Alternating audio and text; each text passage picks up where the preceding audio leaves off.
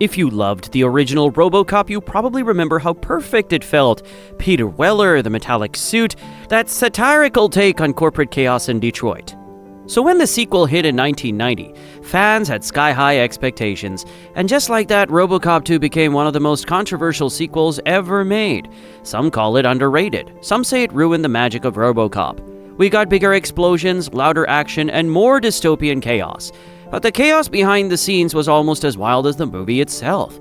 Scripts got rewritten, the director clashed with the cast, the city refused explosions, and the studio gave the team just 9 months to finish the whole thing. Total madness. Today we're diving into 21 secrets in Robocop 2 that stayed hidden for decades, and trust the drama to start immediately. Number 1, the sequel that flopped hard. Let's address the elephant in the room.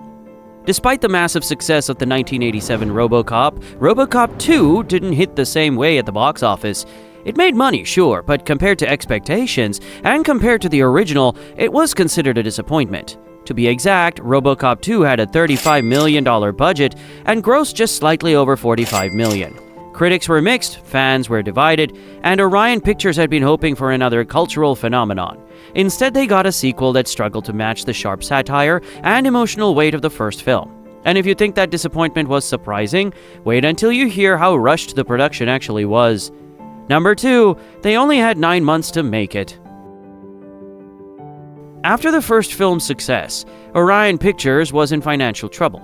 They needed another hit, and they needed it fast. So when the sequel was greenlit, producer John Davison had only 9 months to deliver a finished film before its locked June 22, 1990 release date.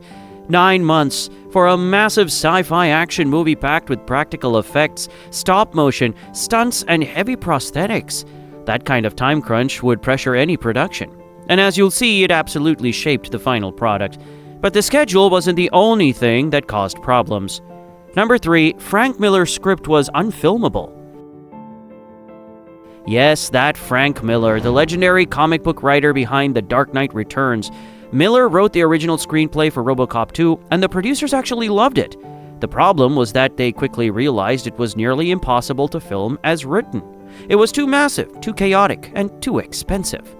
So the script was heavily rewritten. What we got in theaters only loosely resembles Miller's original vision. But in 2003, his original screenplay was adapted into a comic book series and published by Avatar Press so fans could finally see what might have been. It was called Frank Miller's Robocop, but that rewrite didn't sit well with everyone involved. Number 4, Peter Weller said it had no soul. Peter Weller, the man inside the suit, was not shy about his feelings. He believed the sequel lacked the spine and soul of the original film. He even pushed for a stronger moral angle in the third act instead of just another explosive showdown. But the producers disagreed. They felt the battle between Robocop and Kane was enough. When your lead actor is publicly criticizing the script, you know tensions are rising. But maybe the real question wasn't the script. Maybe it was the director. Number 5, directed by the king of sequels. Paul Verhoeven felt the story was complete with the first Robocop, so the studio found a new director. The film was directed by the king of sequels, Irvin Kershner, the same director who gave us The Empire Strikes Back. That's right, one of the most loved sequels of all time, so expectations are sky high. If anyone could elevate a sequel, it was Kershner. Fun fact, Robocop 2 was the last feature film Kershner directed. It was supposed to be special, but not everyone on set felt the magic. In fact, one of the actors was very loud about it. Number 6, Nancy Allen publicly said she hated the director. In 2010, during an interview at the Neuchâtel International Fantastic Film Festival, Nancy Allen, who played Annie Lewis, didn't hold back. She said she hated Kershner and working with him.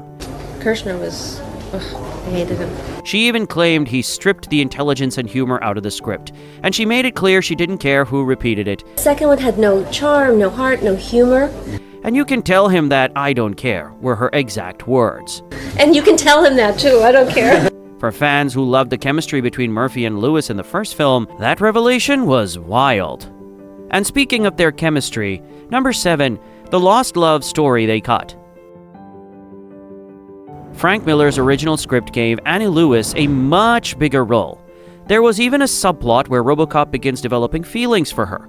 That's a powerful internal conflict for a man who is part machine and part memory. But that storyline was cut during rewrites. Maybe that's why Nancy Allen isn't the biggest Irvin Kershner fan. But can you imagine how different Robocop 2 might feel if it leaned into that emotional thread instead of pure spectacle? Despite the change in rewrites, Miller didn't just walk away from the project.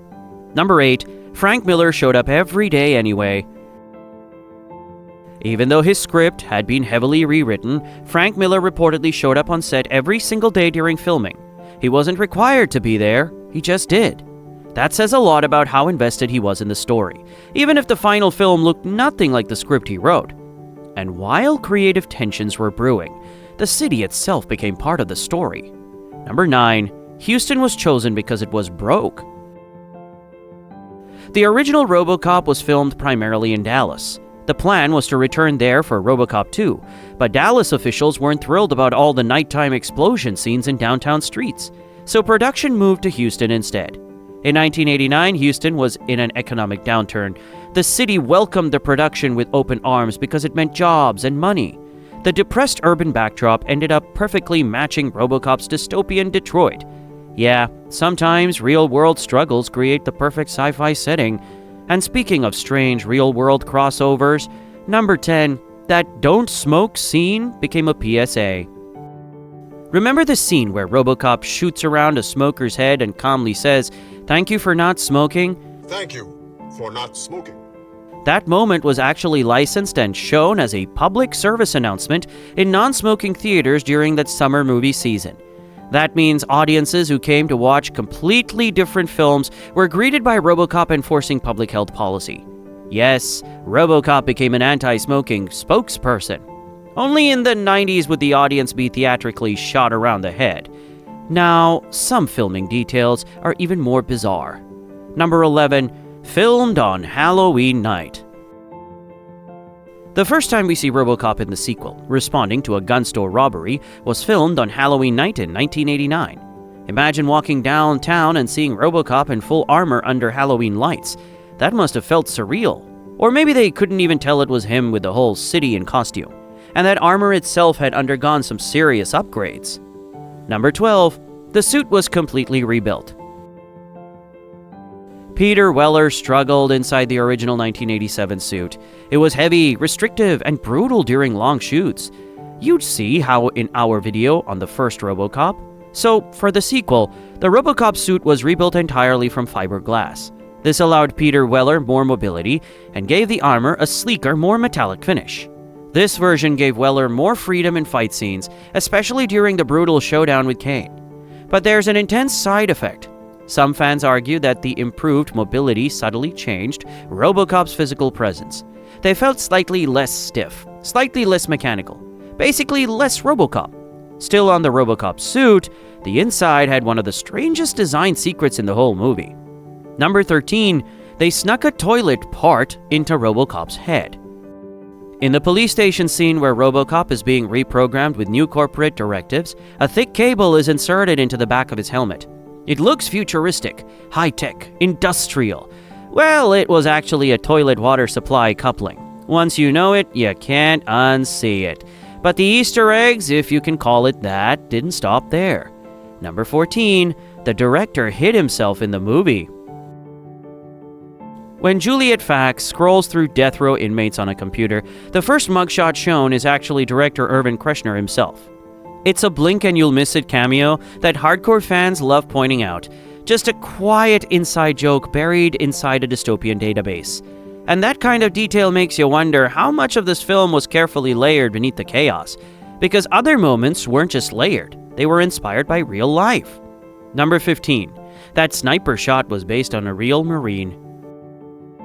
During the police raid, Robocop creates the famous scope shot, shooting the sniper in the eye through his own scope. It might have felt too animated, but it did happen. This moment was inspired by real-life Marine sniper Carlos Hathcock, who reportedly accompanied a similar feat during combat. It's a small detail, but it adds a layer of grounded realism to the over-the-top action. And speaking of realism, number 16, the abandoned hospital was real and gone now. The haunting abandoned hospital used in the film was Houston's Jefferson Davis Hospital. By the time Robocop 2 filmed there, the building was already decaying, which gave it that authentic dystopian texture you can't fake on a soundstage. It was demolished in 1999, and the property was later sold to the Federal Reserve. So that creepy Robocop location no longer exists. But location realism wasn't the only subtle detail hidden in early scenes.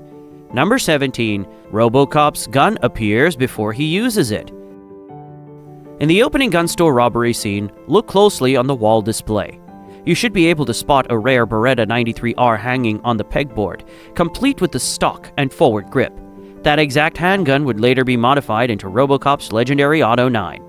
In other words, the weapon that becomes part of Robocop's identity is already sitting there in the background before he even pulls the trigger. And then, there's a detail most viewers completely miss. Number 18. There's a hidden Mandarin line in Kane's escape. When Kane escapes the drug factory and jumps into his limousine, a woman inside speaks in Mandarin. In many versions of the film, there are no subtitles. Well, she's saying, "Take me with you, or the police will catch me." It's a tiny buried detail under all the gunfire and chaos. Most audiences never even realize there's a full line of dialogue happening there. And believe it or not, some of the biggest scenes didn't make the final cut at all. Number 19. Deleted scenes you never saw. Like many 90s action films, Robocop 2 had deleted scenes that were removed from the theatrical release. So many goodies. There's a graveyard dream where Robocop hallucinates and visits Alex Murphy's grave after being dismantled by Kane's gang. In another scene, Robocop discovers Kane's brain in the robot. There's a scene where Robocop walks in on a female officer in the shower, and so much more. Unless you hunted down special editions, you might have never even heard of these. And despite its mixed reception, number 20, yes, it got a video game.